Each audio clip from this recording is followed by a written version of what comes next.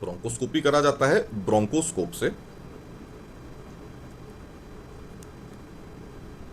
और ये ब्रोंकोस्कोप हर पेशेंट में सेम यूज होता है। मतलब ये महंगा इक्विपमेंट तो है ही, उसके अलावा पेशेंट को ये हो सकता है जिंदगी भर में एक आध दो बार कराने की जरूरत पड़े, रोज तो होता नहीं है। जैसे हमने इंसेंटिव स्पायरोमेट्री पढ़ी, वो तो पेशेंट को हर घंटे करना है, ये तो साल 2 साल में 10 साल में एक आध बार ही होना है।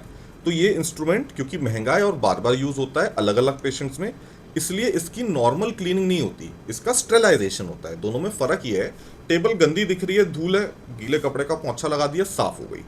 लेकिन जो इक्विपमेंट शरीर के अंदर जा रहा है वो ऐसे नॉर्मल पानी के नीचे सर से साफ नहीं करना होता, उसको स्टेलाइज करना होता है। स्टेलाइजेशन मतलब 100% बैक्टीरिया मार देने हैं। और इसमें क्यों मार देने हैं? मान लो इस पेशेंट को टीबी है, हमने इस पेशेंट का ब्रोंकोस्कोपी कर दिया और फिर सेम स्कोप दूसरे पेशेंट में यूज करा बिना स्टेलाइज करे, तो दूसरे पेशेंट को और उसके बाद जितने भी पेशेंट आएंगे सबको टीबी की बीमारी हम दे देंगे, हॉस्पिटल से आ जाएगी। इसीलिए ब्रोंकोस्कोप का स्टेलाइजेशन करना होता है 2% ग्लूटाराल्डिहाइड से। 2% ग्लूटाराल्डिहाइड हॉस्पिटल्स में बहुत कॉमनली यूज्ड केमिकल है, जो कि हाई लेवल डिसइंफेक्टेंट है और स्टेरिलाइजेशन के काम में इसको हम यूज करते हैं। ये एक कॉम्पिटिटिव एग्जाम के लिए बहुत इंपॉर्टेंट क्वेश्चन है, कम से कम 5 बार पूछा गया है, एम्स, ईएसआई, पीजीआई, हर जगह।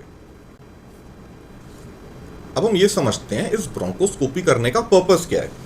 ये जो ब्रोंकोस्कोप ब्रोंकस तक इतना डीप लंग्स के पास तक हमने पहुंचा दिया, तो उसका बहुत स्पेसिफिक पर्पस होता है कि हमें इसको किसी रीजन से करना है।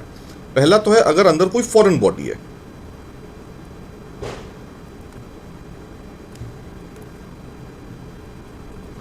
फॉरेन बॉडी हमें रिमूव करनी है। अब वो मान लो ट्रेकिया में है या ब्रोंकस तक पहुंच गई है, तो फॉरेन बॉडी रिमूव करना है। दूसरा होता है अगर मान लीजिए सिक्रीशंस हैं और पेशेंट कफ करके उसको निकाल नहीं पा रहा, तो सिक्रीशंस को हटाना, या फिर उस सिक्रीशन से हमें सैंपल लेना है और उसको डायग्नोस्टिक पर्पस से भेजना है। Remove secretions. अब तीसरा इंपॉर्टेंट इसका इंडिकेशन होता है ब्रोंकोस्कोपी करने का, अगर मान लीजिए एक्सरे में, सीटी में या किसी भी और टेस्ट में हमें यहाँ पे कोई ग्रोथ मिल गई, कोई टिश्यू मिल गई, एबनॉर्मल ग्रोथ मिल गई, तो वो कैंसर तो नहीं है, उसकी जांच के लिए। तो अगर हमें यहां से स्पेसिमेन लेना है टिश्यू का,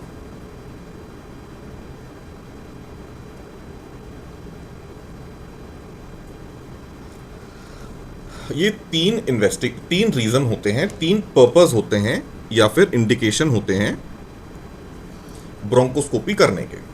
अब ब्रोंकोस्कोपी करने के पहले, क्योंकि ये इन्वेजिव जांच है, यानी कि इतनी बड़ी ट्यूब, इतनी लंबी ट्यूब लंग्स तक जा रही है, तो सबसे पहले इसका प्रोसीजर पढ़ते हैं कि इसका प्रोसीजर क्या है। मतलब सबसे पहले आपको लेना होगा इसका पेशेंट का कंसेंट। कंसेंट लेने के बाद पेशेंट को इंस्ट्रक्ट करना है कि मान लीजिए कल मॉर्निंग में होना है, तो पेशेंट को इंस्ट्रक्ट करना है रात में कंसेंट लेंगे और पेशेंट को इंस्ट्रक्ट करेंगे कि आप कम से कम 8 आवर्स एनपीओ रहिए, मतलब नील पर ओरल, मतलब कुछ भी खाना नहीं है। ज़्यादा से ज़्यादा अलाउ किया जा सकता है छोटे छोटे सिप्स ऑफ वाटर, वो भी चम्मच से, खाली मुंह गीला करने के लिए। फिर कंसेंट लेंगे, 6 to 8 आवर्स के लिए एनपीओ रखा जाएगा पेशेंट को। फिर इसके बाद पेशेंट के प्रोसीजर स्टार्ट होने के पहले वाइटल्स लेने चाहिए हमेशा। तो अब ये वाइटल्स लेने के लिए बिफोर प्रोसीजर हमें इसका पल्स, बीपी, सैचुरेशन, टेम्परेचर और रेस्पिरेटरी रेट, ये सारी चीज़ें हमारे पास डॉक्यूमेंटेड होना चाहिए। अच्छा, अब कई पेशेंट्स होते हैं जो इतना बड़ा ट्यूब देख के, और वो भी कहाँ तक जाएगा, कंसेंट में आपने उसको समझा दिया, तो वो डर जाते हैं। तो इसलिए कई बार हमें या तो सेडेटिव देना होता है या एंटी एंग्जाइटी देना होता है। तो जैसे भी इंस्ट्रक्शंस है उनको फॉलो करें। मतलब सेडेटिव या एंटी एंग्जाइटी के अलावा भी कोई अगर प्री प्रोसीजर मेडिकेशन है तो वो आप एडमिनिस्टर कर देंगे। अब इसके बाद 2 चीजें हैं जिसके लिए हमें तैयार रहना होता है। पहला तो है कि बहुत सारा सिक्रीशन आएगा।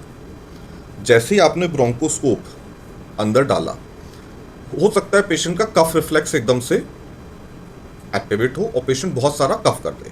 या ये भी हो सकता है कि पेशेंट कफ ना कर रहा हो, इसलिए हमने ब्रोंकोस्कोप डाला ये देखने के लिए कहीं ऑब्स्ट्रक्शन तो नहीं है या क्यों ये कफ नहीं कर रहा। तो जैसे ही ब्रोंकोस्कोप डालेंगे बहुत सारा सिक्रीशन पड़ा मिल जाएगा वहां पे। तो हमेशा सक्शन मशीन रेडी होनी चाहिए। और दूसरा, पूरा सीपीआर का यानी कि रिसस्किटेशन का सामान बेड साइड होना चाहिए।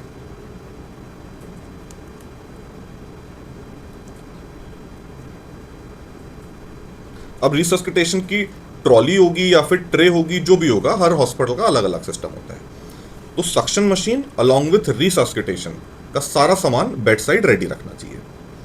अब जब ये पूरा प्रोसीजर हो जाएगा, इसके दौरान भी वाइटल्स नापने चाहिए। अगर लंबा चल रहा है प्रोसीजर, अगर 2, 4, 5 मिनट में कोई एक्सपीरियंस डॉक्टर आके कर गया तो अलग बात है। और एक बार ये हो गया तो पेशेंट को अब इन्फॉर्म करना है कि अगर आपको सोर थ्रोट हो या फिर हेमोप्टेसिस हो, हेमोप्टेसिस हम लिख लेते हैं ब्लड इन स्पूटम, हेमोप्टेसिस हो या फिर सोर थ्रोट हो या फिर कोई भी और प्रॉब्लम हो, जैसे कि गुटकने में दर्द हो रहा है, खाना गुटकने मतलब डिस्फेजिया,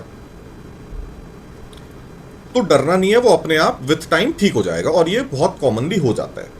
अब यहाँ पे इंपॉर्टेंट ये है कि पेशेंट को कभी भी जोर से खांसने के लिए नहीं बोलना है प्रोसीजर के बाद, मतलब जिसे हम बोलते हैं डीप कफिंग। तो patient is instructed to avoid deep coughing. अब इसका रीजन क्या है? मान लीजिए अंदर छोटी सी कहीं इंजरी हो गई या कहीं पे स्कोप की वजह से कोई आर्टरी डैमेज हो गई, छोटी मोटी आर्टरी या कैपिलरी, तो ये जो स्पूटम में ब्लड आएगा, वहां से जो ब्लीडिंग होगी, ये ब्लीडिंग बढ़ जाएगी डीप कफिंग से। तो क्या होता है, ब्लीडिंग बढ़ जाती है। तो as it will increase blood in sputum, blood in sputum को हेमोप्टेसिस कहते हैं, ये आपको पता है, ठीक है। अच्छा, प्रोसीजर होने के बाद पेशेंट को सेमी फाउलर पोजीशन में लिटा दिया जाता है, मतलब बेड को 30 to 45 डिग्री प्रॉप अप कर दिया जाता है।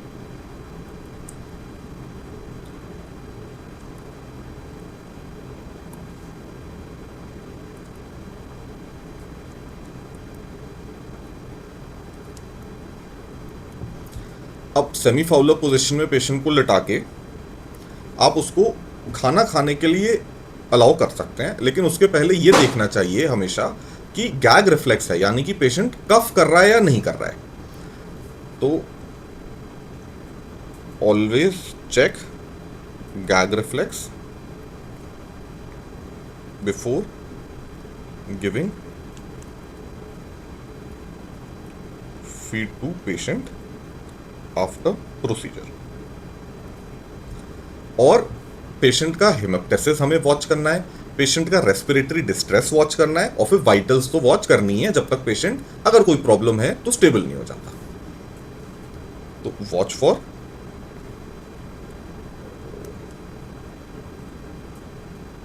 ब्लीडिंग या फिर ब्लीडिंग के साथ साथ रेस्पिरेटरी डिस्ट्रेस एंड वाइटल्स।